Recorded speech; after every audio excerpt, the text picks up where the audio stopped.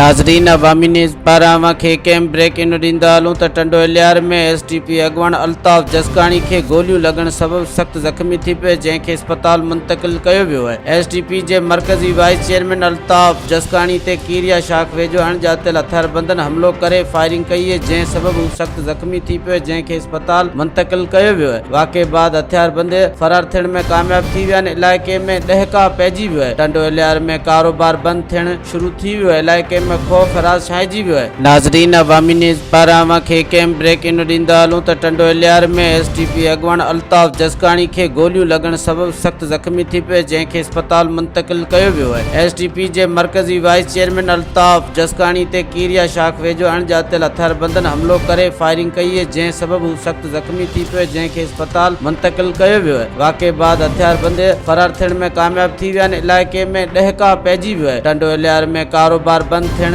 शुरू थी वियो आहे। इलाइक़े में खौफ़ राज़ छाइजी वियो आहे।